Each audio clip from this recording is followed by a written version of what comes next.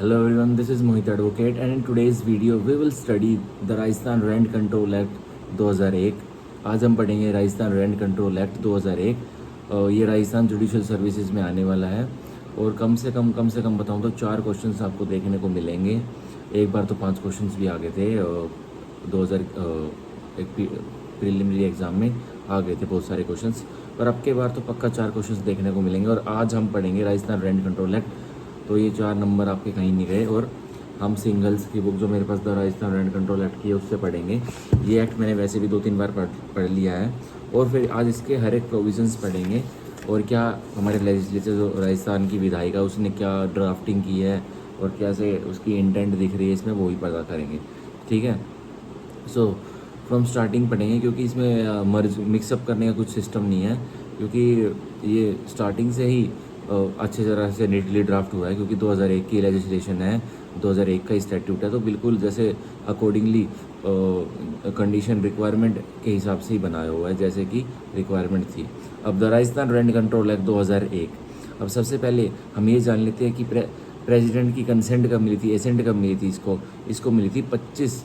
फरवरी 2003 को। और अब ये एनफोर्समेंट में कब आया था, ये एनफोर्समेंट में आया था राजस्थान स्टेट में 1 अप्रैल 2003 को, 1 अप्रैल 2003, 1/4/2003 को। अब हम पढ़ेंगे section 1। Short title extent and commencement. इसका शॉर्ट टाइटल क्या है, इसको हम क्या बोलेंगे, इसकी हदें कहाँ तक, इसका एक्सटेंट कहाँ तक है, और ये कमेंसमेंट कब हुआ था इसका, तो ये मतलब आया कब था, तो हम पढ़ेंगे। दिस एक्ट में भी called the Rajasthan rent control act 2001 की, तो सबको पता है। It shall extend in the first instance to such of the municipal areas which are comprising the district headquarters in the state and later on to such of the other municipal areas। तो कह रहा है ये 2 बारी में enforcement में आया था, इसकी कमेंसमेंट 2 बारी से हुई थी। पहले तो ये फर्स्ट इंस्टांस में एक बारी में तो वो ये एनफोर्समेंट में आ गया था डिस्ट्रिक्ट हेडक्वार्टर्स में, जो कि म्यूनसिपल एरियाज़ के थे। फिर दूसरे इंस्टांस में ये फोर्स में आया था म्यूनसिपल एरियाज़ में जो बच गए थे, बस इतना सा ये कहता है। और ऑफिशियल गैजेट में नोटिफिकेशन निकाल दी थी जब फर्स्ट इंस्टांस में आया था तब भी और लेटर इंस्टांस में आया था तब भी। अब सेक्शन 1 का sub section 3, it shall came into force with effect from such date as the state government में प्रिस्क्राइब। जो राज्य सरकार ने डेट बता दी उसमें फोर्स में आया, मतलब एनफोर्समेंट में आया था 1/4/2003 में। ठीक है, ये याद रखना, प्री में आ सकता है 1/4/2003 पर। ऐसे अब छोटे मोटे क्वेश्चन वो पूछेंगे नहीं, अंदर से असर्शन या रीजन वाले या इंडेक्स बेस्ड क्वेश्चन ज़्यादा पूछेंगे। अब section 2 definition. In this act unless subject और कंटेक्स्ट अदरवाइज रिक्वायर्स। इस कानून में अगर कुछ भाई वर्डिंग ही या कोई जो आप पढ़ रहे हो वो लाइन ही अदरवाइज कोई अदर हालात बताते हैं, अदर मीनिंग बताते हैं, वो तो वहाँ तो वो मानना, नहीं तो आप जो नीचे दिखे हैं ये मानना। अब 2A एमेनिटीज़। एमेनिटीज़ क्या होती है, सुख सुविधाएँ। Amenities include supply of water and electricity, passages, staircase, natural light, laboratories, lifts, conservancy, sanitary services, telephonic services, TV, cable services और द लाइक, ये सारी एमिनिटीज़ होती हैं। तो 2A में सुख सुविधाएं बता रहा है कि क्या होती है, वो बता रहा है सुख सुविधाएं आप मान लो कि पानी, बिजली, पैसेजेस, कोई गलियारा मतलब बिल्डिंग में कोई गलियारा, कोई लॉबी, स्टेयर के सीढ़ियाँ, नेचुरल लाइट, कोई भगवान ने जो नेचुरली लाइट आपको पहुँचाई हुई है आपको मिल रही है तो वो, लेबोरेटरीज़ मतलब शौचालय, लिफ्ट्स जो होती हैं ऊपर नीचे जाने के लिए वो, कंजर्वेंसी, सैनिटरी सर्विसेज मतलब ये शौचालय की services, sanitary services, telephonic services जो लैंडलाइन की वायर वगैरह आती है वो टेलीफोनिक सर्विसेज भी एमिनिटीज़ है, सुख सुविधाएँ हैं। टीवी रखा है घर में, टेलीविज़न रखा है वो भी सुख सुविधा है। केबल सर्विसेज, टीवी में जो केबल आ रही है वो भी सुख सुविधा ही है, एमिनिटीज़ ही है। और द लाइक या इनसे मिली जुली कोई चीज़ें, इनसे मेल खाती हुई चीज़ें भी एमिनिटीज़ ही आएंगी, मतलब इन जैसी, और द लाइक। ओके, अब 2B एपेलेट रेंट ट्राइब्यूनल। अब बता रहा है एपेलेट रेंट ट्राइब्यूनल क्या होता है। सो यहाँ पे डेफिनेशन नहीं दे रहा है, उसकी बोल रहा है कि सेक्शन 19 में चले जाओ, वहीं आपको एपेलेट रेंट ट्राइब्यूनल देखने को मिलेगा सारा डेफिनेशन उसकी। अब इसमें हम जानेंगे कि 3 अथॉरिटीज़ इसमें मेन है। पहली तो है रेंट ट्राइब्यूनल, फिर है एपेलेट रेंट ट्राइब्यूनल और फिर है तीसरी अथॉरिटी रेंट अथॉरिटी। ओके, सो 2C लैंडलॉर्ड। अब बोल रहा है मकान मालिक, स्वामी कौन होता है, लैंडलॉर्ड मतलब मकान मालिक। 2C लैंडलॉर्ड, और उसको हम भूस्वामी भी बोल सकते हैं, भूस्वामी। अब लैंडलॉर्ड पर हम मकान मालिक ही बोल के चलेंगे। 2C landlord means any person who for the time being is receiving or is entitled to receive the rent of any premises. Landlord वह व्यक्ति होता है जो टाइम के दौरान क्या प्राप्त कर रहा है और वो किस चीज़ का हकदार है कि वो किराया रिसीव करेगा। किससे? किराएदार से। Whether on his own account, या तो कह रहा है वो मकान मालिक खुद से ही है, खुद ही मकान मालिक है और खुद ही किराया इकट्ठा कर रहा है, और एज एन एजेंट, या वो मकान मालिक का कोई एजेंट है तो आप उसको किराया दे रहे हो, तो आप उसको भी मकान मालिक ही समझ रहे हो इस एक्ट के अकॉर्डिंग। ट्रस्टी है, वो मकान मालिक ने कोई ट्रस्ट बना रखा है तो वो ट्रस्टी एज ए ट्रस्टी किराया ले रहा है किराएदार से। गार्जियन है, मकान मालिक का कोई वो गार्जियन है, मतलब जो मकान मालिक माइनर है तो उसकी सेवा कर रहा है, मतलब उसका गार्जियन अपॉइंट किया हुआ कोर्ट ने, वो है। और रिसीवर, या तो कोर्ट का कोई रिसीवर है जो कि रिसीव कर रहा है, ठीक है। फॉर एनी अदर पर्सन, और किसके लिए ये सारे रिसीव कर रहे हैं किराया? किसी और व्यक्ति के लिए, मकान मालिक के लिए। मकान मालिक ये तो खुद कर रहा है ऑन हिज ओन अकाउंट, या जो ये सारे व्यक्ति मैंने बताए, एजेंट, ट्रस्टी, गार्जियन, रिसीवर, ये किराया रिसीव कर रहे हैं किसके लिए? किसी और व्यक्ति के लिए। फॉर एनी अदर पर्सन, मतलब मकान मालिक के लिए। और who would so receive or be entitled to receive the rent, और वो व्यक्ति भी हो सकता है जो हकदार होगा रिसीव करने के लिए, प्राप्त करने के लिए, और हकदारित है प्राप्त करने के लिए। द रेंट, क्या? किराया। If the premises were let to a tenant, अगर तो परिसर किराए पर उठाया गया हुआ है, किसको किराए पर उठाया गया है? किसको दिया गया है? किराएदार को, ठीक है। हम प्रीमिसेस को परिसर ही बोलेंगे, और परिसर ही बोलना चाहिए, ये हमारा हिंदी का प्योर वर्ड है, परिसर, ओके। अब 2D, लीज। लीज बता रहा है, lease means a lease as defined under TPA 1882। Lease के लिए बोल रहा है कि जेनेसिस आप TPA से उठा लीजिए, तो लीज में जो सेक्शन 105 TPA में डेफिनेशन दी हुई है वही लीज है, ओके। अब 2E बोल रहा है म्यूनसिपल एरियाज़ क्या होते हैं। Municipal area means the municipal area as defined under the Rajasthan municipalities act 18 of 2019। तो 2E में हमें डेफिनेशन दे रहा है म्यूनसिपल एरिया की, नगर पालिका क्षेत्र क्या होते हैं, सो बता रहा है कि जेनेसिस आप कहाँ से ले लीजिए इसको समझने के लिए, राजस्थान म्यूनसिपैलिटीज़ एक्ट 2000 से ले लीजिए, ठीक है। अब 2F प्रीमिसेस मीन्स, परिसर बता रहा है, परिसर की डेफिनेशन बता रहा है कि परिसर क्या होता है। It is saying 2F clause A, it is saying any land not being used for agriculture purposes, वह भूमि जो एग्रीकल्चर खेती बाड़ी के लिए यूज़ नहीं होती है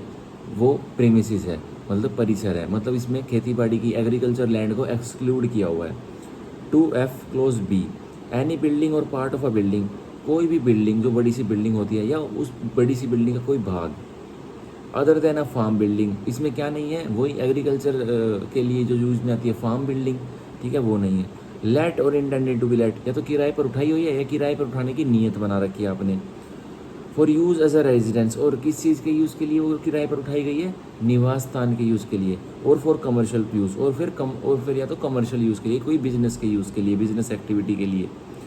और for any other purpose including, या फिर किसी अन्य पर्पस के लिए, और उसमें क्या शामिल है अन्य पर्पस में? अब सब हेड 1B का, the gardens, grounds, गोदाउंस, garages and out houses if any, ये सारे उसमें आएंगे, रेजिडेंस में आएंगे, परिसर में आएंगे, ठीक है। अब 2F के B का सब head 2, any furniture supplied by the landlord for use in such building or part, कोई फर्नीचर मकान मालिक ने आपको सप्लाई कर रखा है, अगर कोई किराएदार है तो वो फर्नीचर भी प्रीमिसेस का ही हिस्सा माना जाएगा, परिसर का ही हिस्सा माना जाएगा, ओके। अब sub head 3, any fitting affixed to, कोई भी फिटिंग लगाई हुई है निवास स्थान पर या कमर्शियल बिल्डिंग पर मालिक ने, मकान मालिक ने, एंड एमिनिटीज़ प्रोवाइडेड, या कोई वो सुख सुविधा जो हमने 2A में सुख सुविधा पड़ी थी वो एमिनिटीज़ मकान मालिक ने प्रोवाइड की हुई है, मतलब आपको मुहैया करवाई हुई है। Such building or part of the more beneficial enjoyment thereof, और भी कोई अगर बिल्डिंग का कोई भाग है जो आपको एज अ किराएदार आप उसको एंजॉय कर रहे हो तो वो भी क्या है, वो भी परिसर का ही हिस्सा है। Sub head 4, any land appurtenant to and let with any such building or part, कोई भी अन्य भाग जो परिसर से जुड़ा हुआ है और आप उसे यूज़ कर रहे हो एज अ किराएदार तो वो भी परिसर का हिस्सा है। पर इसमें अब नीचे दे रखा है 2F के लेटर पार्ट में दे रखा है but not include, but does not include, पर क्या शामिल नहीं है प्रीमिसेस में, परिसर में? अ रूम, एक कमरा, और अदर अकोमोडेशन इन अ होटल, होटल में कोई कमरा, धर्मशाला में कोई कमरा, इन में कोई कमरा, सराय में कोई कमरा, लॉजिंग में कोई कमरा, बोर्डिंग हाउस और हॉस्टल में कोई कमरा, तो वो परिसर नहीं है, ठीक है, ये आ सकता है। एक्सप्लेनेशन 2F की क्या बोलती है? In absence of a contract to the contrary, अगर अनुपस्थिति है किसी अनुबंध की इस विषय पर, इसी किराएदारी के विषय पर, the top of the roof shall not form part of the premises let out to the tenant. जो हमारा परिसर है उसकी जो छत है वो पार्ट फॉर्म नहीं करेगा, वो भाग फॉर्म नहीं करेगा किसका, उस परिसर का जो कि किराए पर उठाया गया है और जो किसको दिया गया है, किराएदार को दिया गया है। तो किराएदार ये नहीं बोल सकता अगर उसे यूज़ कर रहा है कि ये तो रूफ छत तो मेरे जो आपने किराए पर बिल्डिंग दी छत तो मेरी इंक्लूडेड है, नहीं। अगर कॉन्ट्रैक्ट में लिखा हुआ है तभी इंक्लूडेड है, वरना तो नहीं है। ये हमारी 2F की एक्सप्लेनेशन बोलती है। अब 2FA ये अमेंडमेंट एक्ट से ऐड हुआ था, 2017 की अमेंडमेंट एक्ट से ऐड हुआ था और इसमें एक ही अमेंडमेंट हुई है अब तक राजस्थान रेंट कंट्रोल एक्ट में, 2017 की अमेंडमेंट जो विद इफेक्ट फ्रॉम आई थी 18 अक्टूबर 2017 से। ठीक है। सो सेक्शन 2FA क्या बोलता है, rent authority. So it is saying means the officer appointed under section 22 capital A. Rent authority आप मान लीजिए कि एक अधिकारी है जो कि अपॉइंटेड, जो कि नियुक्त किया गया है सेक्शन 22 कैपिटल ए के द्वारा। वो कोई नहीं, वो एक SDO होता है, सब डिविजनल ऑफिसर होता है और उसको ही रेंट अथॉरिटी में ऑफिसर बना दिया जाता है। अब वो आगे हम पढ़ेंगे। अब 2G रेंट ट्राइब्यूनल मीन्स अ rent tribunal constituted under section 13। Rent tribunal एक वह बॉडी है जो कि सेक्शन 13 जो इसी एक्ट का है उसके तहत गठन हुआ है उसका, तो हम 13 में पढ़ेंगे उसको। 2H senior citizen. अब बोल रहे हैं सीनियर सिटीजन क्या होता है, means a citizen of India, एक भारत का नागरिक, who has attained the age of 65 years or more, जिसने हासिल कर लिया है 65 साल की उम्र या उससे भी ज़्यादा की उम्र, तो 2H में वो सीनियर सिटीजन कहलाएगा। अब 2I टेनेंट क्या होता है, ये 2I में टेनेंट किराएदार की परिभाषा दे रखी है। मीन्स सब head 1 the person by home, एक व्यक्ति जिसके द्वारा, और ऑन हुज अकाउंट या जिसके अकाउंट के लिए, और बिहाफ रेंटेज या किसी के भले के लिए किराया, और but for a contract express employ, but किसके लिए, एक अनुबंध जो कि खुलकर ओरल और रिटन हुआ है या तो कंडक्ट से व्यवहार से हुआ पड़ा एक अनुबंध। Would be payable for any premises, किराया कौन पेएबल करेगा, वो बंदा ही पेएबल करेगा या कोई और उसके नाम पे पेएबल करेगा, उसके बिहाफ पे। Would be payable for any premises, पे किया जाता है, अदा किया जाता है किसी परिसर के लिए, टू हिज लैंडलॉर्ड, और किसको, उसके मकान मालिक को, इंक्लूडिंग द पर्सन, और इसमें वो पर्सन भी शामिल है, वह व्यक्ति भी शामिल है, who is continuing in its possession after the termination of his tenancy, जो कि बना हुआ है, जो कि किराएदारी में परिसर में बना हुआ है उसके बाद भी, कि जो किराएदारी का एग्रीमेंट था, करार था, उसकी एक्सपायरेशन हो चुकी है, किराएदारी खत्म हो चुकी है, लेकिन फिर भी परिसर में रह रहा है, तो टेनेंट में वह व्यक्ति भी आएगा, किराएदार में वह व्यक्ति को भी शामिल किया गया है। Otherwise than by owner an order or decree, और वो कैसे रह रहा है, एग्रीमेंट के बाद भी, ख़त्म होने के बाद भी, टेनेंसी एग्रीमेंट खत्म होने के बाद वो कैसे रह रहा है, बिना किसी ऑर्डर के और बिना किसी अदालत की डिग्री के वो रह रहा है। For eviction pass under the provision of this act, और उसके खिलाफ ऑर्डर और एविक्शन भी पास हो चुके हैं तब भी वो रह रहा है, तो उसको भी हम टेनेंट बोलेंगे। Section 2 clause I sub head 1 में। अब sub head 2, in the event of death of the person refer to in sub clause 1, कह रहा है अब जो पर्सन, जो किराएदार हमने ऊपर पढ़ा था, अगर उसकी मृत्यु हो जाती है तो उसके प्लेस में किसको हम टेनेंट की नज़रों से देखेंगे, कौन किराएदार होगा उसकी प्लेस में। So A, in case of premises let out for residential purpose, अगर तो परिसर किस चीज़ के लिए उठाया हुआ है किराएदारी पर, निवास स्थान के लिए। हिज सर्वाइविंग स्पाउस, उसकी जो जीवित स्पाउस है, यदि ऊपर दिए गए जो पहले किराएदार था अगर वो हस्बैंड था तो उसकी सर्वाइविंग स्पाउस अब किराएदार मानी जाएगी, उसकी वाइफ। ठीक है। सन उसका बेटा, डॉटर उसकी बेटी जो डेथ हो गई जिस किराएदार की, मदर उसकी मम्मी, एंड फादर उसके पिताजी भी। मदर एंड फादर को साथ लिखा गया है तो इन दोनों को जॉइंट किराएदार माना जाएगा। ठीक है। Who had been ordinary residing with him, और जो आम तौर पर उसके साथ रह रहे थे, जो किराएदार की मृत्यु हुई है तो आप उसको टेनेंट ही मानेंगे, किराएदार ही मानेंगे, ये मकान मालिक को बताया गया है। In such premises as member of his family up to his death, और ये नहीं है कि उसके मरने के बाद उस परिसर में आए, नहीं, पहले से ही रह रहे थे वो व्यक्ति, तभी उनको किराएदार माना जाएगा, वरना तो नहीं माना जाएगा। अब section 2 clause I sub head 2 का क्लोज B पढ़ेंगे हम। इन case of premises let out for commercial और बिजनेस पर्पज, अगर परिसर तो उठाया गया है बिजनेस एक्टिविटी के लिए या फिर कमर्शियल एक्टिविटी के लिए, हिज सर्वाइविंग स्पाउस, जो उस किराएदार की, जो किराएदार अगर लेडी था या मैन था तो उसकी जो सर्वाइविंग स्पाउस है, यदि हस्बैंड मरा है तो उसकी वाइफ को आप किराएदार बोलोगे। सन उसका बेटा, डॉटर बेटी, मदर एंड फादर वही मम्मी पापा साथ में। Who had been ordinarily carrying on business with him, जो आमतौर पर रोज़मर्रा की ज़िंदगी में उस किराएदार के साथ व्यापार के कामकाज में लगे हुए थे, तो आप उनको भी टेनेंट ही बोलोगे, किराएदार ही बोलोगे। In such premises as member of his family up to his death, और आपने जिस परिसर में आपने उसको किराया पर उठाया हुआ था, उस परिसर के उस मतलब के हिसाब से आप उन्हें किराएदारी बोलोगे, और वो रेगुलरली उसके साथ लगे हुए थे बिजनेस करने में, जिसकी मृत्यु हुई है, तो आप इन व्यक्तियों को भी किराएदार टेनेंट ही बोलोगे। ये बोल रहे हैं। अब section 2 close J of the Rajasthan rent control act, ये 2J लास्ट इसका है डेफिनेशन, जो कि डेफिनेशन देती है ट्राइब्यूनल की। Tribunal means an appellate rent tribunal or a rent tribunal as the case में भी। ट्राइब्यूनल हम कह सकते हैं, एपेलेट रेंट ट्राइब्यूनल भी एक ट्राइब्यूनल होता है और रेंट ट्राइब्यूनल भी एक ट्राइब्यूनल होता है, ठीक है। तो ये ट्राइब्यूनल को हमने क्यों बताया, ये अधिकरण बोलते हैं ट्राइब्यूनल को, अधिकरण। हम इनको ट्राइब्यूनल क्यों बता रहे हैं, क्योंकि देखो रेंट अथॉरिटी जो SDO साहब ऑर्डर करते हैं उसकी अपील जाती है रेंट ट्राइब्यूनल में, और रेंट ट्राइब्यूनल से कोई ऑर्डर या डिक्री पास हो जाती है तो उसकी अपील जाती है एपेलेट रेंट ट्राइब्यूनल में। तो दोनों हो तो गए ट्राइब्यूनल ही, अपील तो डिसाइड कर ही रहे हैं। सिंपल जो रेंट ट्राइब्यूनल है वो अपील डिसाइड कर रहा है रेंट अथॉरिटी की, SDO साहब की, सो इसलिए ओके। अब सेक्शन 3 इंपॉर्टेंट है, तो बोल रहा है चैप्टर 2 एंड चैप्टर 3, जो इस कानून के चैप्टर 2 हैं और चैप्टर 3 है, not to apply to certain premises, ये अप्लाई नहीं होंगे, चैप्टर 2 और चैप्टर 3 अप्लाई नहीं होंगे इन सर्टेन परिसर में एंड टेनेंसीज में, इन सर्टेन किराएदारी में, ये बोला गया है। सो हम इसको पढ़ेंगे सेक्शन 3 को। Nothing content in chapter 2 and chapter 3 of this act shall apply, कुछ भी नहीं लगेगा चैप्टर 2 का और चैप्टर 3 का इन चीज़ों पर जो अभी मैं पढ़ाने वाला हूँ, ठीक है। तो इसमें 1 to 3 सब एड 1 to 3 तो रिपील कर दिए गए हैं 2017 के अमेंडमेंट से। अब सब एड हम 4 से कंटिन्यू करेंगे। Sub head 4 of section 3,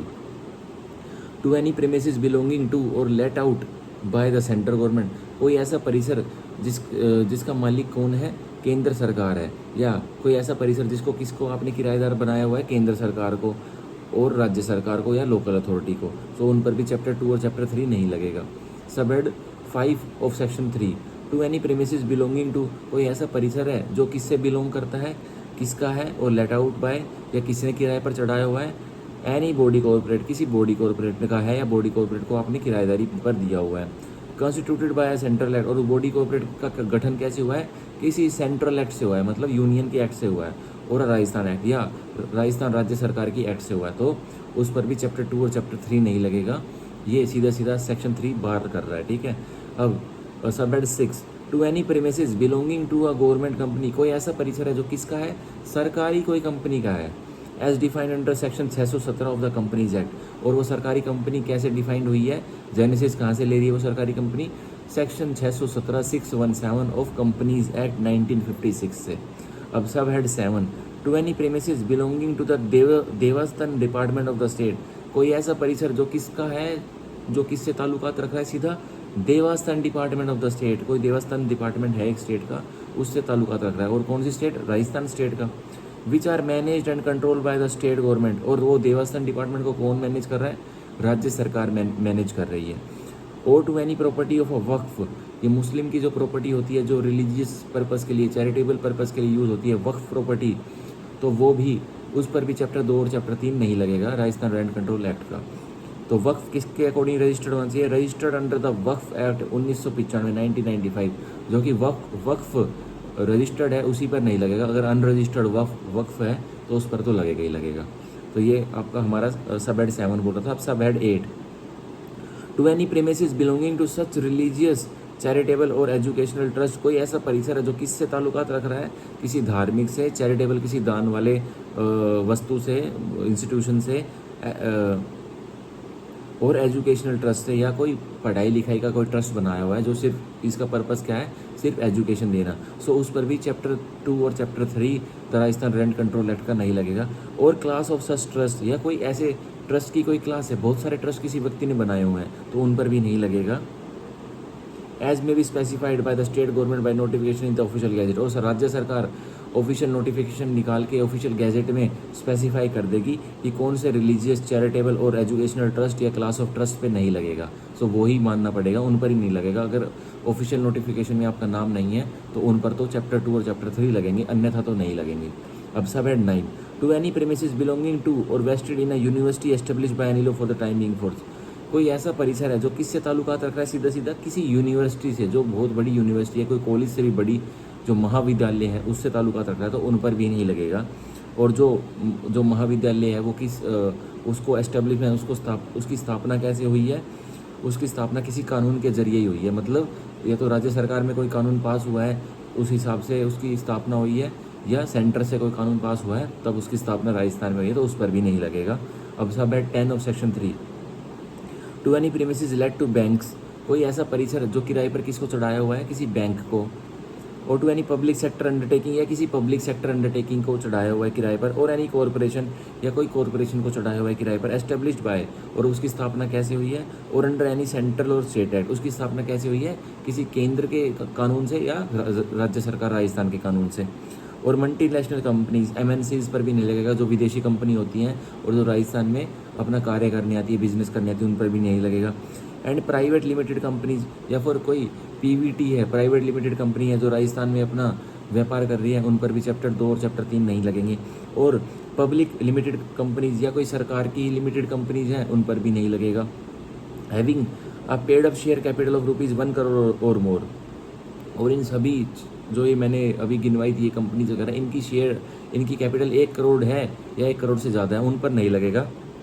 chapter 2 और chapter 3 the Rajasthan rent control act का। और उनकी कोई भी धाराएं इन पर नहीं लगेंगी। अगर 1 करोड़ से नीचे है तो हाँ लगेगा, वो भी सब एड 10 पर ही। अगर 1 करोड़ रुपए से नीचे है उनकी शेयर पेड अप कैपिटल, इन जो मल्टीनेशनल कंपनीज और MNCs मैंने बताया था और पब्लिक सेक्टर अंडरटेकिंग बताया था, 1 करोड़ से अगर इनकी नीचे है पेड अप कैपिटल, तो इन पर भी चैप्टर 2 और चैप्टर 3 अप्लाई हो जाएगा। अब सेक्शन 3 की हम एक्सप्लेनेशन पढ़ेंगे। सो बोल रहा है for the purpose of this close the expression bank means, इस क्लोज के लिए, क्लोज 10 के लिए आप समझ लीजिए कि बैंक क्या होता है। Sub add 1, the state bank of India constituted under the SBI 1955, जो स्टेट बैंक ऑफ इंडिया, जो राज्य बैंक ऑफ भारत का है, जो कि जिसका गठन कैसे हुआ है, स्टेट बैंक ऑफ इंडिया के एक्ट से ही गठन हुआ है उसका 1955 से। सो ये सेंट्रल एक्ट था, हमारा केंद्र का एक्ट था, तो ये बैंक की डेफिनेशन में आएगा, तो उस पर चैप्टर 2 और चैप्टर 3 नहीं लगेगा अगर उसको परिसर SBI को आपने दिया हुआ है तो। 2, a subsidiary bank as defined in the SBI act 1959, कोई सब्सिडरी बैंक है, मतलब कोई ऐसा बैंक है जो SBI से जुड़ा हुआ है, तो उस पर भी नहीं लगेगा। और SBI से जुड़ा हुआ तो ऑब्वियसली बात है, ऑब्वियसली उसके ऊपर केंद्र का कानून लग रहा है। अब sub 3, a corresponding new bank constituted under section 3 of banking companies acquisition and transfer of undertaking 1970, कोई कोरस्पॉन्डिंग बैंक है जो बिल्कुल ऐसा ही काम कर रहा है जैसा SBI कर रहा है, तो उन पर भी ये एक्सप्लेनेशन, ये आपका सेक्शन 3 बता रहा है कि चैप्टर 2 और चैप्टर 3 नहीं लगेगा। अब 4 ऑफ एक्सप्लेनेशन का, any other bank being a scheduled bank as defined in clause E of section 2 of reserve bank of India act 1934, कोई अन्य बैंक जो कि शेड्यूल E में डिफाइंड है, शेड्यूल E में उसकी एंट्री हुई पड़ी है। और कौन सा शेड्यूल E कहाँ दे रखा है, सेक्शन 2 RBI एक्ट है जो 1934 का, उसमें दिया हुआ है, जो कि सेंट्रल एक्ट है, केंद्र का एक्ट है, वो उस पर भी नहीं लगेगा चैप्टर 2 और चैप्टर 3 इस कानून का। अब sub head 11, close 11 of section 3 क्या बोलता है, to any premises let out, कोई ऐसा परिसर है जो कि किराए पर उठाया हुआ है, to a citizen of a foreign country, कोई नागरिक है बाहर विदेश का, उसको उठाया हुआ है, वो किराएदार बनाया हुआ है। और टू एनी एम्बेसी, किसी बाहर देश की एम्बेसी को कोई परिसर दिया हुआ है किराए पर, हाई कमीशन, लेगेशन और other body of a foreign state, मतलब कोई विदेशी अगर राज्य को, विदेशी देश को आपने कोई भी परिसर दिया हुआ है तो उन पर भी नहीं लगेगा। और सच इंटरनेशनल ऑर्गेनाइजेशन, कोई ऐसी ऑर्गेनाइजेशन है तो विदेशी है,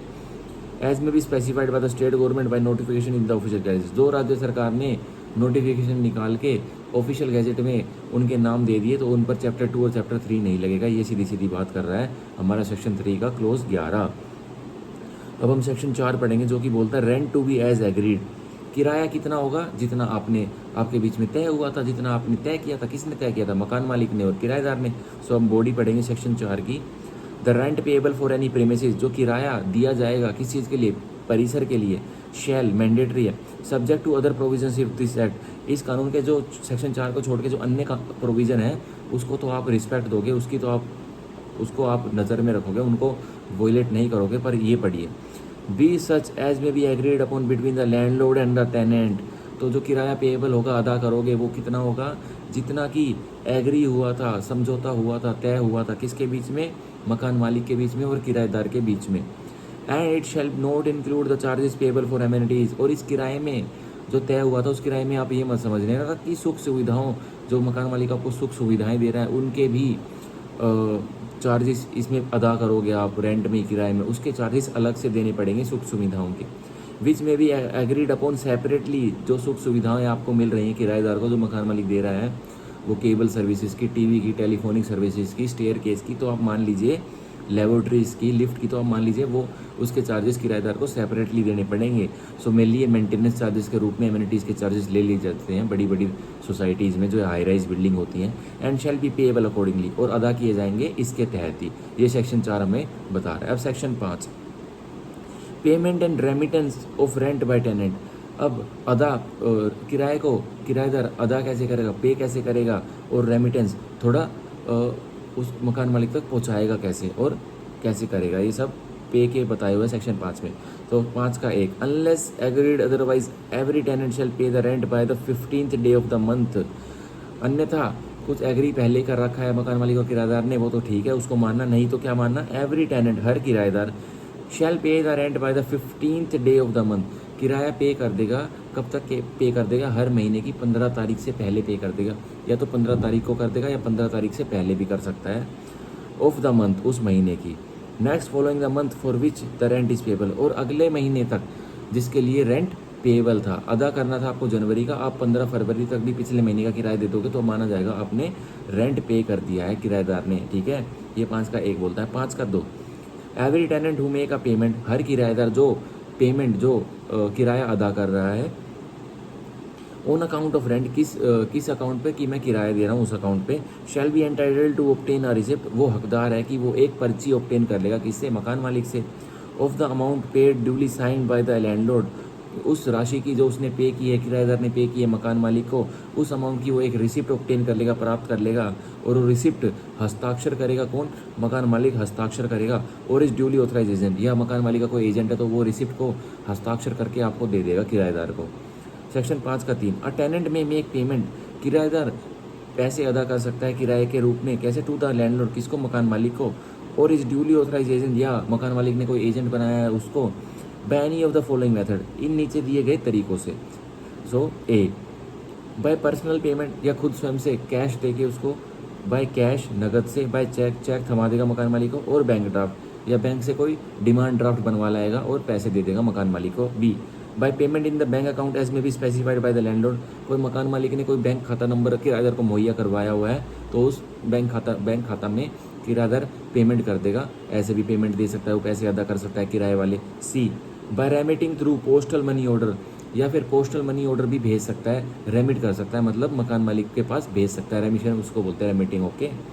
अब 5 का 4, the landlord shall disclose to the tenant his bank account number, मकान मालिक की क्या ड्यूटी है, उसको करना ही पड़ेगा, अपना बैंक का खाता नंबर बताना पड़ेगा किराएदार को, and name of the bank, और किस बैंक में आपका खाता है उसका नाम बताना पड़ेगा, in the same municipal areas, और जहाँ आपने परिसर किराएदार को दिया हुआ है उस म्यूनसिपल एरिया में ही मकान मालिक का बैंक होना चाहिए। यूँ नहीं है कि बैंक है दिल्ली में और किराएदारी का परिसर चल रहा है राजस्थान में, ऐसा नहीं होना चाहिए। In the same municipal area, ठीक है, ये रिक्वायरमेंट है।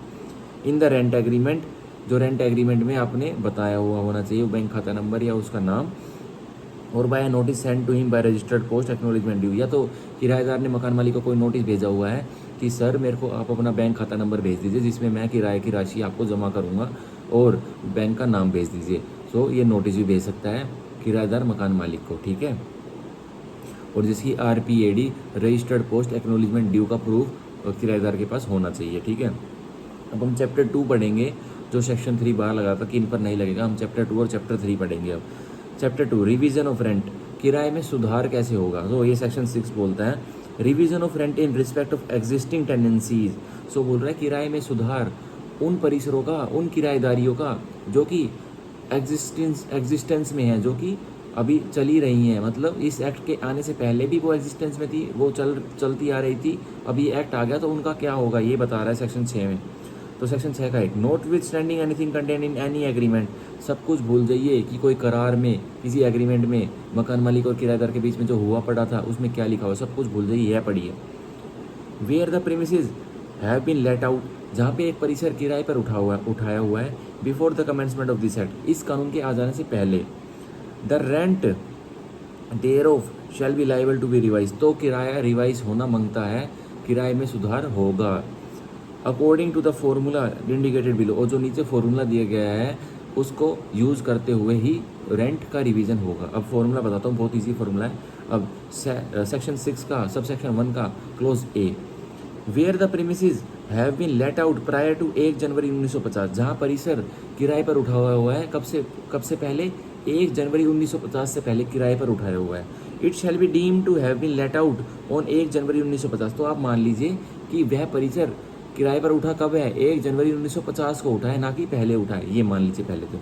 And the rent payable at that time shall be liable to be increase at the rate of 5% per annum, और जो आप रेंट 1 जनवरी 1950 से पहले दे रहे थे किराएदार को निर्देश है, तो अब उस रेंट में सुधार होगा, और कितना सुधार होगा, 5% सालाना। अब 1950 के बाद 1 जनवरी 1950 के बाद 5% सालाना उस रेंट में इंक्रीज होगा, ठीक है। And the amount of increase of rent shall B merge in such rent after 10 years, और जब 10 साल तक ही 5% करते हुए हर साल दर साल ये रेंट बढ़ेगा, तो 10 साल तक जब 5% करते हुए बहुत रेंट इकट्ठा हो जाएगा, सो आप टोटल रेंट में जितना पहले था और उस 10% रेंट को मर्ज कर लोगे, सो उतना रेंट आपको 11वें साल में देना पड़ेगा। ये कह रहा है सीधी सी ईजी लैंग्वेज में। The amount of rent so arrived at shall again be liable to be increase at the rate of 5%, जो आपके 11वें साल जो आपका किराया बन के मतलब एमर्ज आउट होगा, जो बनेगा वो जोड़ उड़ के 10 साल का 5% करते हुए, तो 11वें साल पे जो रेंट बनेगा, जैसे आपका 11वें साल पे 1100 रुपये रेंट बना, तो 1100 रुपये पे 5% फिर बढ़ जाएगा हर साल दर साल, ऐसे चलता रहेगा। In similar manner up to the year of commencement of this act, और उसी तरीके से जैसा कि कमेंसमेंट हुई थी इस कानून के तहत वो बढ़ता रहेगा। अब sub head B, where the premises have been let out on or after 1 January 1950, जहाँ पर परिसर या तो 1 जनवरी 1950 को किराएदारी बनी थी या उसके बाद बनी थी और परिसर को उठाया गया था रेंट पे। The rent payable at the time of commencement of the tenancy, जो किराया अदा करोगे किराएदार को निर्देश है, और कब करोगे, जब टेनेंसी की कमेंसमेंट हुई थी, शुरुआत हुई थी। Shall be liable to be increase at the rate of 5% per annum, फिर वो रेंट भी 5% सालाना दर के रेट से बढ़ेगा। And the amount of increase of rent shall B merge in such rent after 10 years, और जो अमाउंट है जो रेंट का हर साल दर साल जो 5% बढ़ेगा, वो 10 साल तक उसको कैलकुलेट कर लिया जाएगा, और जो 10 साल के बाद 11वें साल में जो 5% करते हुए 10 साल में बढ़ा, उसको इन सम टोटल कर दिया जाएगा, और जो किराया पहले साल था उसको टोटल करके उसको अब मर्ज कर दिया जाएगा, वो 11वें साल से फिर वो रेंट लिया जाएगा। The amount of rent so arrived, जो अब रेंट 11वें साल में निकल के आया, उन 5% करते हुए 10 साल का जो बढ़ा, और जो 11वें जो पहले साल में था वो अब जो सो अराइव्ड हुआ, तो 11वें साल में अराइव हुआ। Shall again be liable to be increase at the rate of 5%, अब उस 11वें साल के रेंट को भी 5% सालाना दर पे बढ़ाया जाएगा। ये सब एड बी इजीली बोल रहा है, तो इसमें बहुत कन्फ्यूजन रहती है, क्या 5% या 5% की बातें हो रही हैं, तो ये ईजी सी ये बात बोल रहा है। सेक्शन 6 सबसेक्शन 1 का क्लोज बी। अब सेक्शन 6 सबसेक्शन 2 क्या बोल रहा है, note with standing anything contain in subsection 1, कह रहा है सबसेक्शन 1 में जो लिखा हुआ था आप भूल जाइए, कुछ मत पढ़िए, यह पढ़िए। Where the period of 10 years for merger of increase of rent under subsection 1 is not completed up to the year of commencement of this act, कह रहा है जो पीरियड 10 साल का था वो 2001 तक कंप्लीट नहीं हुआ था। The rent at the rate of 5% per annum shall be increase up to the year of the commencement of the act, तो कह रहा है जब तक ये कमेंसमेंट ऑफ 2001 तक तो 5% करते हुए वो साल प्रति साल बढ़ता रहेगा रेंट, ये कह रहा है सीधी सी बात, ठीक है। अब मान के चलिए 1970 में कोई किराएदारी उत्पन्न हुई थी, तो हमारा सब हेड बी लग जाएगा, 1 का बी लग जाएगा। सो अब ये बोल रहा है कि 1980 तक भी ये रेंट कंट्रोल एक्ट कहाँ फोर्स में आया था, सो 5% करते हुए 2001 तक बढ़ता रहेगा, ये कह रहा है बस सिंपल सी बात। 6 का 2। अब 6 का 3, the rent arrived at according to the formula given in subsection 1 and 2, जो रेंट जो किराया निकल के आया, जो कि फॉर्मूला मैंने अभी पढ़ाया आपको सबसेक्शन 1 और 2 के 6 में, shall after completion of each year from the year of commencement, so जब वो पूरा 1 साल कंप्लीट हो जाएगा इस कानून के आने के बाद, again be liable to be increase and paid at the rate of 5%, फिर से वो इंक्रीज होगा 5% सालाना दर पर, और वो दिया जाएगा, वो किराया पे किया जाएगा। And the amount of increase of rent shall B merge in such rent after the 10 year, और फिर वही कह रहा है कि फिर 5% करके 10 साल तक बढ़ेगा, और जो आपका पहले साल जो किराया था वो, और फिर वो जो 5% करते हुए 10 साल का जो टोटल निकल के आया वो मर्ज हो जाएगा, और वो एक रेलिवेंट फिगर निकल के आ जाएगी। तो ये बस 6 का 3 इतना सा बता रहा है। अब 6 का 4, the rent revise as per formula given under section 1 or section 2, जो सब सेक्शन 1 में और सब सेक्शन 2 में जो किराया निकल के आया और जो किराया सुधार वाला किराया है, ये रिवीजन वाला किराया वो निकल के आया, शैल बी पेएबल, तो वो अदा किया जाएगा after the commencement of this act, इस कानून के आ जाने के बाद, from the date agreed upon between the landlord and the tenant, जो की तारीख, जो की दिनांक एग्री की है, किसके बीच में एग्री हुई है, किराएदार के बीच में और मकान मालिक के बीच में, उससे अदा किया जाएगा, वो किराएदार अदा करेगा मकान मालिक को। और where any petition is file in the rent tribunal,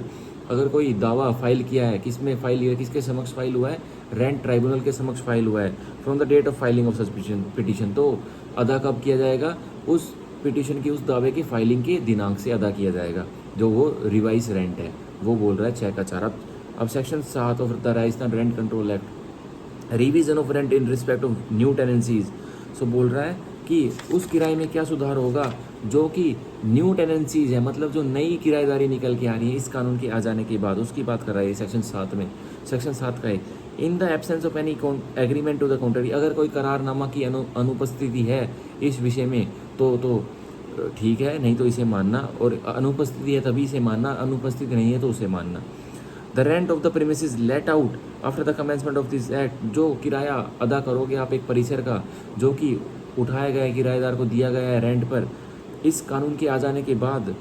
shell be liable to be increase at the rate of 5% per annum, वो किराया, उस किराएदारी में भी साल प्रति साल 5% की रेट पर एनम, सालाना दर पर वो इंक्रीज होगा उस किराए में। And the amount of increase of rent shall B merge in such rent after 10 year, और जो 5% कर करके 10 सालों तक आपने किराया बढ़ाया उस किराएदार का, वो मर्ज हो जाएगा अब, और जो पहले साल में जो फाइनल जो आपने स्टार्टिंग का किराया था उसमें भी मर्ज प्लस कर दिया जाएगा, और फिर वो 11वें साल फिर उतना चार्ज किराएदार को देना पड़ेगा, रेंट किराया अदा करना पड़ेगा, ये बोल रहा है। Such rent shall further be liable to be increased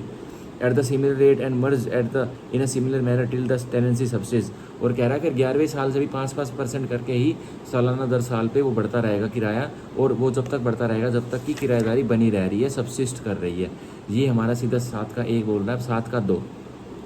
7 subsection 2 of the Rajasthan rent control act, the any agreement for increase of rent, कोई भी करारनामा जो कि किस चीज़ के लिए है, बस किराए को बढ़ाने के लिए, in excess of 5% per annum, और वो करारनामा किसके लिए किया गया है, रेंट को बढ़ाने के लिए 5% की दर से ज़्यादा पर एनम सालाना, शैल बी वॉइड, तो वो शून्य है, टू दैट एक्सटेंट, उस हद तक वो शून्य है, ठीक है। सो ये बोल रहा है 7 का 2। अब चैप्टर 3 टेनेंसी, किराएदारी क्या होती है ये बता रहे। सेक्शन 8 बहुत ही इंपॉर्टेंट है, जो बोलता है लिमिटेड पीरियड टेनेंसी, कि कुछ समय के लिए किराएदारी भी आप क्रिएट कर सकते हो, आप बना सकते हो कुछ समय के लिए, ये बोलता है सेक्शन 8 लिमिटेड पीरियड टेनेंसी। 8 का 1, अ लैंडलॉर्ड में let out the premises for residential purposes, एक मकान मालिक किराए पर उठा देगा अपने परिसर को, और जो कि किराए के परिसर को किस लिए उठाएगा, बस निवास स्थान के लिए। सो लिमिटेड पीरियड टेनेंसी अभी तो हमें देखने को मिल रहा है कि निवास स्थान रेजिडेंशियल पर्पसेस पे ही लगती है। For a limited period not exceeding 3 months, और कब तक के लिए उठा देगा एक परिसर को मकान मालिक किराए पे, 3 साल तक के लिए उठा देगा, और ये पीरियड लिमिटेड है, 3 साल से कम के लिए भी उठा सकता है निवास स्थान के लिए, रेजिडेंशियल पर्पसेस के लिए, या 3 साल तक भी उठा सकता है, ठीक है। अब 8 का 2, इन सच केसेस द लैंडलॉर्ड, ऐसे केसेस में, ऐसे हालातों में मकान मालिक एंड द प्रपोज्ड टेनेंट, और जो किराएदार आप जिसको लिमिटेड टेनेंसी पीरियड में आप आना, जिसको आप क्रिएट कर रहे हो वो किराएदार, शैल सबमिट अ जॉइंट पिटिशन, दोनों मिलकर कौन जॉइंटली सबमिट करेंगे एक जॉइंट दावा बिफोर द रेंट ट्राइब्यूनल, किसके समक्ष,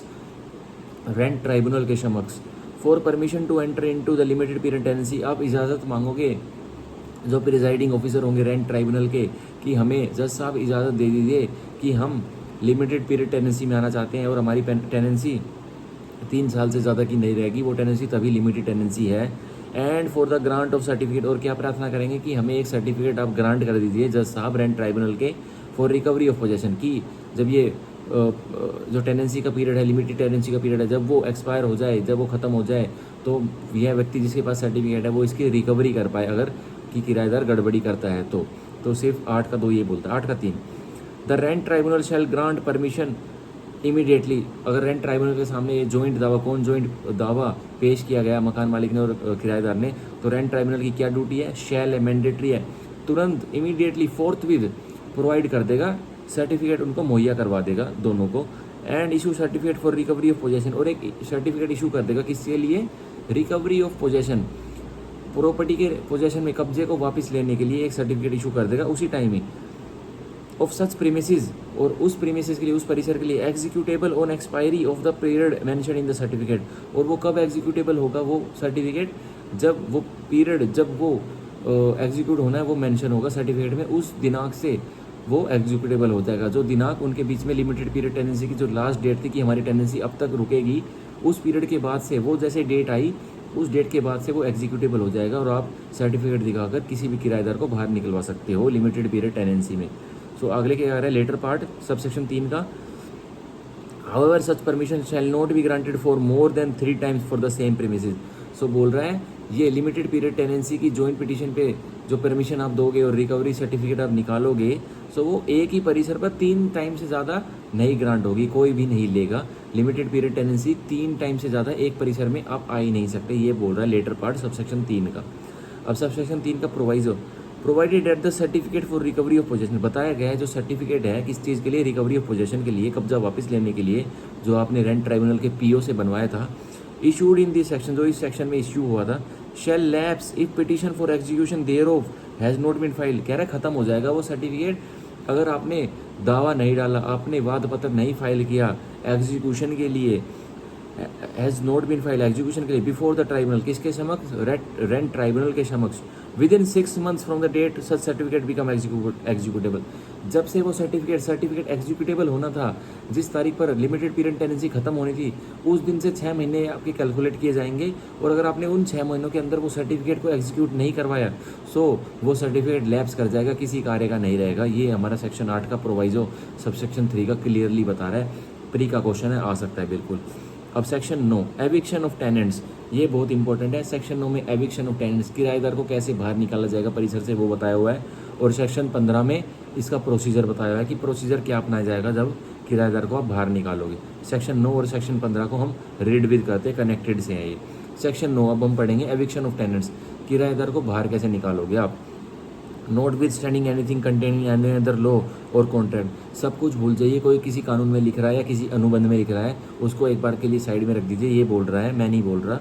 और ये पढ़िए। But subject to other provisions of this act, पर इस कानून की रिस्पेक्ट करनी पड़ेगी, राजस्थान रेंट कंट्रोल एक्ट की रिस्पेक्ट करनी पड़ेगी, ये मान उस कानून के प्रोविजन तो मानने पड़ेंगे। और आगे बढ़िए, the rent tribunal shall not order eviction, rent tribunal जब तक एविक्शन ऑर्डर नहीं करेगा, जब तक कि नहीं निकलवाएगा ऑफ टेनेंट, किसको, किराएदार को, unless it is satisfied that, जब तक कि वह रेंट ट्राइब्यूनल संतुष्ट नहीं हो जाता कि, ये सब नीचे। अब 9 का A, the tenant has neither paid or tender the amount of rent due from him for 4 months, किराएदार ने ना तो पे किया है, अदा किया है, और टेंडर ना तो अदा करने की कोशिश की है, क्या वो राशि जो कि किराए की राशि है उसको due from him for 4 months, और 4 महीने की राशि उससे ड्यू हो चुकी है, उसको 4 महीने का किराया अदा करना है, उसने ना तो अदा किया है और ना अदा करने के लिए टेंडर्ड किया है। ठीक है, अगर 4 महीने लिमिट है तो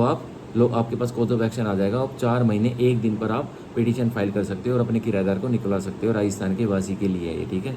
अब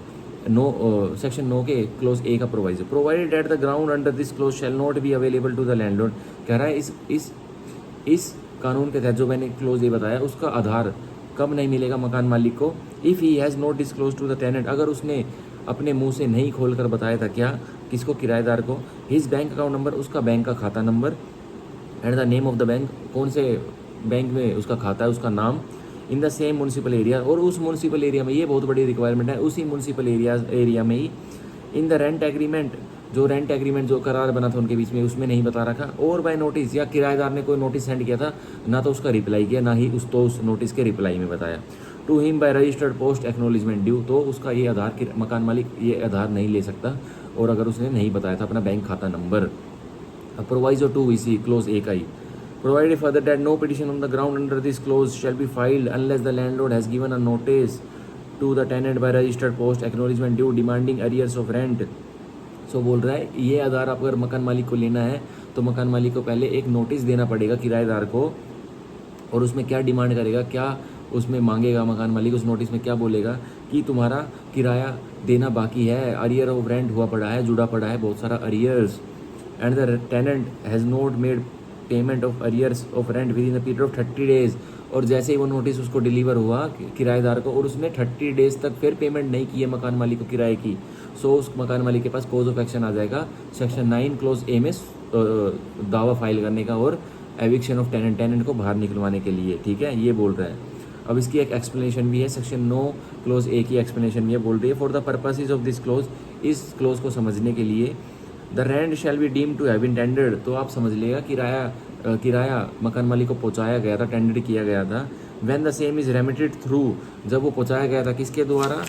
मनी ऑर्डर के द्वारा। मनी ऑर्डर के द्वारा अगर वो पहुंचाया गया था तो मान लेना कि रेमिटेड किया गया था, किराएदार ने मकान मालिक तक पहुंचाया था किराया। टू द लैंडलॉर्ड, किसको, मकान मालिक को, by properly addressing the same, और वो मनी ऑर्डर बिल्कुल उसके मकान मालिक के एड्रेस पर गया हुआ था।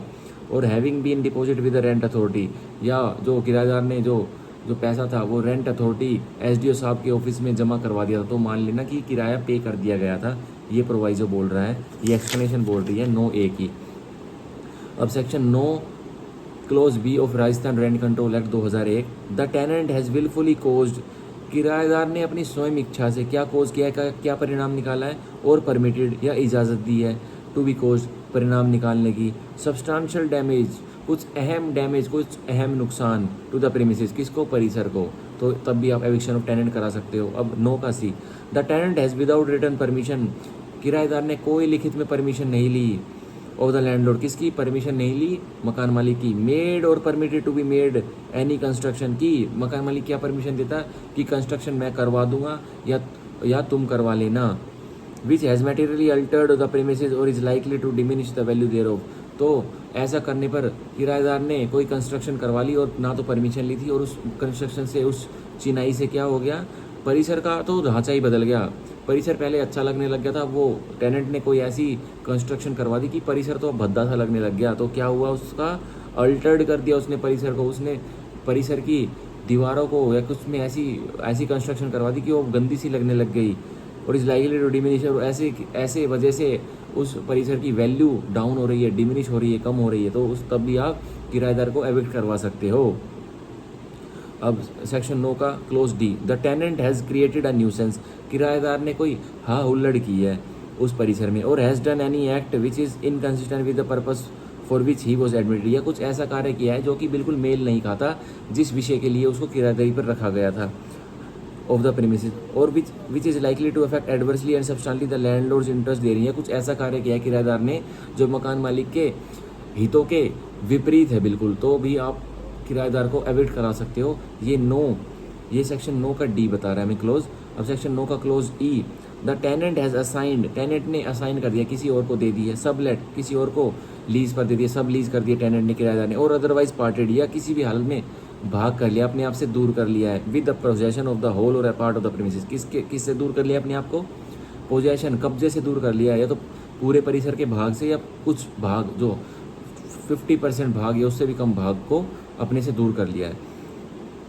Without the return permission of the landlord, और क्यों दूर कर लिया, बिना लिखित इजाज़त के मकान मालिक के अपने से दूर कर लिया है। एक्सप्लेनेशन क्या बोलती है अभी की, if it is established that some person other than the tenant is in exclusive possession, अगर यह स्थापना की जाती है, मकान मालिक कर देता है कि कोई और अन्य व्यक्ति किराएदार की जगह पे पोजेशन में बैठा हुआ है, कब्जे में बैठा हुआ है, तो क्या, ऑफ द होल और पार्ट ऑफ द प्रीमिसेस, या तो पूरे में बैठा हुआ है या भाग में बैठा हुआ है, it shall be presume, shall की presumption, it shall be presume, यह यकीन कर लेगा court that the tenant has either sublet or parted with the possession, की टेनेंट ने या तो सब लीज दे दी, किराएदार ने या तो सब लीज दे दी है किसी और बंदे को, व्यक्ति को, या टेनेंट ने पोजेशन से अलग कर लिया अपने आप को, ऑफ द होल, या वही पूरे से अलग कर लिया या किसी भाग से अलग कर लिया, ऑफ द प्रीमिसेस, उस परिसर के, एज द केस में भी, जैसा भी मुकदमा हो। अब सेक्शन 9 का clause F, the tenant has renounced his character or as such or denied the title of the landlord, टेनेंट ने तो अपना चोला ही छोड़ दिया कि मैं किराएदार, मेरे को किराएदार क्यों बोल रहे हो, मैं किराएदार नहीं हूँ, मैं तो कुछ और ही हूँ, ठीक है, और denied the title of the landlord, या मकान मालिक के टाइटल को, उसकी ओनरशिप को डिनाई कर दिया कि ये मेरा मकान मालिक है ही नहीं, and the latter has not waived his right, और जो मकान मालिक है उसने अपना अधिकार छोड़ा नहीं है, अब तक माफ़ नहीं किया है उसको, किराएदार को, or condoned the conduct of the tenant, और उसके चरित्र को, उसके व्यवहार को ऐसा उसने किया किराएदार ने, और उसको कंडोन, माफ़ी नहीं दी है, तो भी उसका टेनेंट का एविक्शन हो जाएगा। ये हमें सेक्शन 9 क्लोज एफ क्लियरली बताता है। अब G, the premises were let out for residential purposes, परिसर को उठाया तो गया था निवास स्थान के लिए, but have been put to commercial use wholly or partly, but किराएदार उसको कैसे यूज़ कर रहा है, उसको बिजनेस के यूज़ के लिए, कमर्शियल यूज़ के लिए, बिजनेस एक्टिविटी के यूज़ के लिए, तो पूरे को होल को कर रहा है या किसी भाग को कर रहा है, तब भी किराएदार की एविक्शन हो सकती है। ये जी कह रहा है। अब H, the premises were let out to the tenant for residential purpose, ये हो गया था हमारा, नहीं ये भी एच अलग है, उससे जुड़ा हुआ, sorry. The premises were let out to the tenant, परिसर को किराए के लिए उठाया गया था, किराएदार को दिया गया था फॉर रेजिडेंशियल पर्पसेज, उसी के लिए, निवास स्थान के लिए, by reason of his being in the service or employment, सिर्फ इस कारण से कि वो किराएदार सर्विस में है और काम कर रहा है, किसके नीचे, मकान मालिक के नीचे, of the landlord and the tenant has ceased to be in such service, और किराएदार अब काम करना छोड़ देता है मालिक के नीचे, सो अब उसको एविक्शन करवा सकता है मकान मालिक। ठीक है, ये बता रहा है हमारा क्लोज एच। अब clause I, the premises are required reasonably and bona fide by the landlord, जो परिसर है अब वो जेन्युइन तरीके से और अच्छे विश्वास में किसको चाहिए यूज़ के लिए, मकान मालिक को चाहिए, for the use or occupation of himself, उसको अपने मतलब के लिए चाहिए, ऑक्यूपेशन के लिए चाहिए, कामकाज करने के लिए चाहिए, और इस फैमिली या अपने परिवार के किसी सदस्य के कामकाज के लिए चाहिए, और प्रोफेशन के लिए चाहिए, ऑक्यूपेशन के लिए चाहिए, और for the use or occupation of any person for whose benefit the premises are held, या किसी ऐसे व्यक्ति के लिए चाहिए जो कि उसको यूज़ करने के लिए इजाज़त दी हुई थी उसने पहले कि मैं आपको यूज़ करवा दूंगा, और उसके लिए चाहिए, तो उसके लिए भी एविक्शन ऑफ टेनेंट हो सकता है। अब सेक्शन 9 क्लोज आई का proviso, provided that where decree of eviction from any premises is sought by the landlord, जहाँ डिक्री मांगी है एविक्शन के खाली करवाने के लिए किसी परिसर की, किसने मांगी है, लैंडलॉर्ड ने, अंडर क्लोज 1, जो क्लोज 1 था उसके अंडर, जो कि बोलता था वही 4 महीने से ज़्यादा रेंट पेएबल नहीं है, तो उसी के लिए, he shall be prohibited from letting out the same to any other person within a period of 3 years। सो अब उसको रोक लगा दी जाएगी कि वो 3 साल तक प्रीमिसेस को लेट आउट नहीं कर सकता, उठा नहीं सकता। ठीक है, and in case of premises are let out, अगर प्रीमिसेस उसने परिसर कब्जा लेने के बाद मकान मालिक ने उठा दिया, जो क्लोज आई में रीजन दिया था उसके बाद भी, सो उठा दिया, क्लोज आई में वो मांग रहा था ना कि मेरे को अपने यूज़ के लिए चाहिए, तो उसने डिक्री सोट कर ली, और उसने फिर बाद में डिक्री सोट मकान वाले किराएदार को खाली करवा दिया, फिर उसके बाद उसने किसी और किराएदार को उसमें बैठा दिया। अगर उसने ऐसा किया है तो अब किराएदार क्या करेगा, he and in case the premises are let out, अगर वो उठा दिया जाता है परिसर, the tenant shall be entitled for restoration of possession, अब किराएदार का हक बन जाएगा कि वो अपने पोजेशन को, अपने कब्जे को वापस ले, रिस्टोरेशन कराया जाए उसका, जिस जगह पे वो पहले था उसको वहीं पे बसवाया जाए अदालत के द्वारा, रेंट ट्राइब्यूनल के द्वारा। On a petition moved by him before the rent tribunal, और पिटीशन कौन दावा मूव करेगा, भाई रिस्टोरेशन में किराएदार बैठेगा तो किराएदार ही मूव करेगा। And the rent tribunal shall dispose of such petition expeditiously and the procedure are as laid down in section 16, और जो सेक्शन 16 में प्रोसीजर प्रक्रिया लेड डाउन की हुई है, रेंट ट्राइब्यूनल वही प्रक्रिया फॉलो करेगा और किराएदार को उसमें बैठा देगा पोजेशन में। अब 9 का clause J, the tenant has built or acquired vacant possession of, किराएदार ने क्या किया, या तो कोई कंस्ट्रक्शन कर दी है, या कोई खाली पड़ा कोई और भाग था जो कि खाली पड़ा हुआ था उस किराएदारी का, उस किराए के मकान का, उसमें उसको एक्वायर कर लिया है, उसमें कब्जा कर लिया है, वैकेंट पोजेशन जो वैकेंट कब्जा था उसको, or has been allotted suitable premises adequately for his requirement, या अपने आप कोई ऐसे बन के बैठ गया है उस परिसर में जो उसको अलॉट ही नहीं किया गया था, सो तब भी एविक्शन फॉर टेनेंट हो सकता है। ये क्लोज ये बोल रहा है। क्लोज के, the premises have not been used without reasonable cause for the purpose of for which they were let or for continuous period of 6 months immediately preceding the date of the petition। जब मकान मालिक petition डालेगा eviction for tenant की, उस date से 6 महीने पहले तक प्रीमिसेस को, परिसर को यूज़ ही नहीं किया जा रहा है किराएदार के द्वारा, तब भी एविक्शन हो सकता है उसका रेंट ट्राइब्यूनल के द्वारा। अब clause L, the landlord has been required by any authority under any law to abate the overcrowding of the premises, तो मान के चलिए कोई राजस्थान में कोई चोल है, जैसे महाराष्ट्र में अपने चोल होते हैं ना, कि एक बिल्डिंग में 2-2 हज़ार चोल मतलब कमरे बने हुए हैं और चोल की तरह उसको कर रहा है, तो किसी अथॉरिटी ने, राजस्थान सरकार के किसी डिपार्टमेंट ने यह बोल दिया कि मकान मालिक साहब इतनी ओवरक्राउडिंग, इतनी भीड़ भड़ंगा हो रहा है आपके चोल में, खाली करवाओ जी, तो करवाना पड़ेगा, तो एविक्शन ऑफ टेनेंट हो सकता है, यही क्लोज एल बोलता है। अब clause M, the landlord requires the premises in order to carry out any building work, मकान मालिक को प्रीमिसेस परिसर की जरूरत है कि कोई बिल्डिंग का वर्क, कोई बिल्डिंग में, कोई परिसर में कोई कार्य करवाना है, और वो कार्य कैसा हो सकता है, अब सब add 1, at the instance of the state government, भाई राज्य सरकार ने बोला कि कार्य करवाओ बिल्डिंग में, और लोकल अथॉरिटी ने बोला है इन pursuance of an important scheme, कि कोई इंपॉर्टेंट स्कीम आई है उसके अकॉर्डिंग, उसको मद्देनजर रखते हुए कोई वो करवाना है, बिल्डिंग वर्क कराना है मकान मालिक को, और डेवलपमेंट स्कीम, कोई डेवलपमेंट स्कीम आई है तो मकान मालिक को काम कराना है तो भी एविक्शन हो जाएगी। अब sub head 2, because the premises have become unsafe और अनफिट फॉर ह्यूमन हैबिटेशन। तो या तो एविक्शन कब हो सकता है बिल्डिंग वर्क के लिए, क्योंकि भाई जो परिसर है ना वो अब बिल्कुल से खतरनाक बन चुका है, अनसेफ बन चुका है। अब इसमें कोई रहेगा तो ये अभी इसकी छत गिर के टूट के पड़ जाएगी और किराएदार को हानि हो जाएगी, तो इससे पहले वो मकान मालिक उसको एविक्शन करा देगा। और अनफिट फॉर ह्यूमन हैबिटेशन, और या तो इंसानों के रहने के लिए बिल्कुल भी उचित नहीं है, बिल्कुल भी तंदुरुस्त नहीं है, तो उसमें बिल्डिंग वर्क करवाएगा या तो उसको एविक्शन करवा देगा किराएदार को। ये हमारा सेक्शन 9 हो गया जो कि बहुत इंपॉर्टेंट है। सेक्शन 9 में हमारे कितने क्लोजेस थे? सेक्शन 9 में हमारे 13 ग्राउंड्स थे जो कि हमें पढ़ने हैं, ये प्री में बिल्कुल से आ सकते हैं। अब हम सेक्शन 10 आज के लिए सेक्शन 10 करेंगे, नहीं तो ज़्यादा लंबी वीडियो हो जाएगी, फिर हम बाकी का नेक्स्ट पार्ट 2 में करेंगे। Section 10, right of landlord to recover immediate possession in certain cases. मकान मालिक का अधिकार है कि तुरंत से कब्जे में आ जाए, इमीडिएट तुरंत से कब्जे में आ जाए अपने परिसर के, इन सर्टेन केसेस में, इन विभिन्न हालातों में। सो अब ये हम पढ़ेंगे 10 का 1, notwithstanding anything to the contrary contain in any in this act. जो कॉन्ट्रेरी, जो विपरीत हालात दिखाए इस कानून ने, उसको तो आप छोड़ देना साइड में, वरना ये पढ़ना। और एनी अदर लोग किसी और अन्य कानून में भी अगर विपरीत हालात दिखाए हैं तो उनको भी छोड़ देना, ये पढ़ना जो नीचे दिए गए हैं। 1 सब हेड 1 ऑफ 10, सेक्शन 10 सेक्शन 1 सब head 1, a landlord shell on a petition being filed in this behalf. मकान मालिक दावा फाइल करेगा इस बिहाफ में, इस संदर्भ में, इन रेंट ट्राइब्यूनल। कहाँ करेगा? रेंट ट्राइब्यूनल में करेगा। Be entitled to recover immediate possession, और वो हकदार रहेगा कि वो वापस पा सकता है इमीडिएट पोजेशन, इमीडिएट कब्जा वो वापस पा सकता है। Over residential premises if he, किसका इमीडिएट पोजेशन पाएगा, वो कब्जा पाएगा किसी अवसर पर, किसी रेजिडेंशियल परिसर का, निवास स्थान का। इफ ही ए, अब ए अगर ये संतुष्ट कर देता है, सब close A,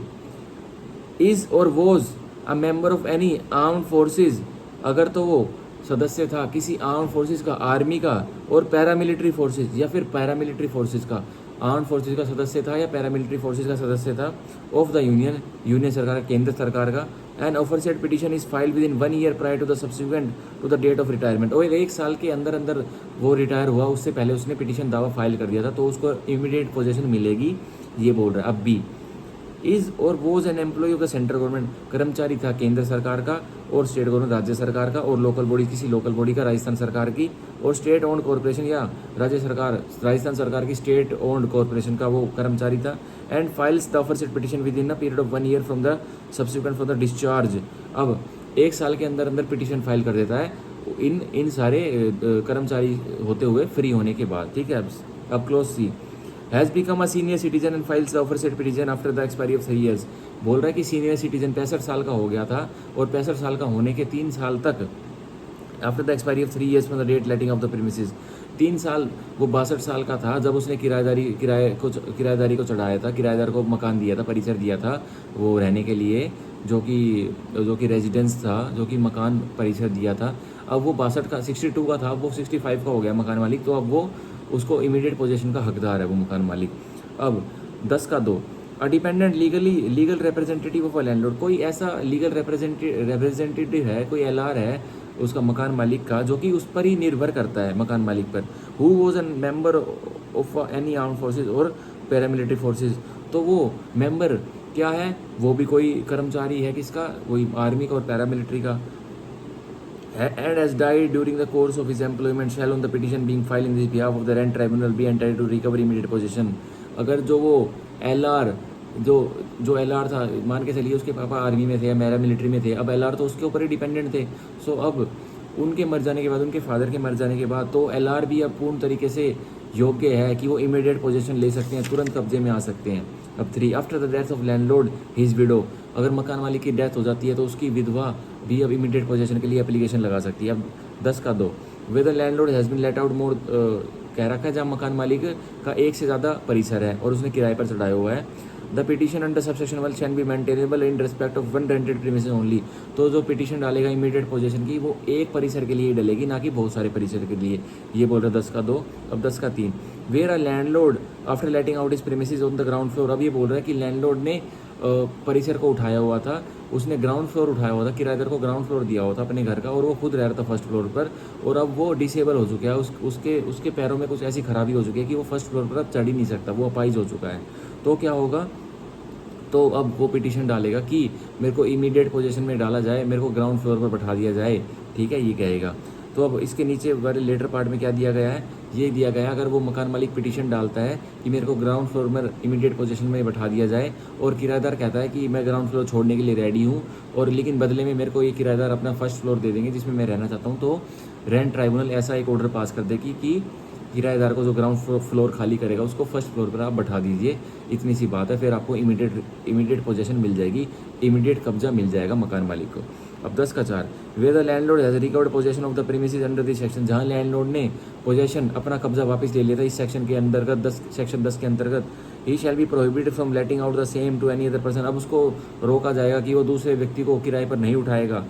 with in a period of 3 years, कितने पीरियड से पहले, 3 साल तक तो बिल्कुल उठा ही नहीं सकता अगर उसने इमीडिएट पोजीशन वापस ली थी तो। बस इसमें यही याद करना था। अब 10 के 4 की एक्सप्लेनेशन बोलती है, for the purpose of this section the expression landlord shall mean the owner of the residential purposes, इस सेक्शन को, इस धारा को समझने के लिए यह समझ लीजिए कि जो मकान मालिक है वो एक ओनर ही है, किसका, रेजिडेंशियल पर्पसेज के लिए, मकान के परिसर के लिए। सो ये हमारा था द राजस्थान रेंट कंट्रोल का सेक्शन 1 से लेकर 10 तक। अब हम पार्ट 2 में करेंगे, सेक्शन जो रिमेनिंग सेक्शन है उनको करेंगे। 1 घंटे की वीडियो हो गई है तो ज़्यादा GB की बन जाएगी, सो अपलोडिंग में दिक्कत आएगी। So thank you, like and subscribe, okay bye.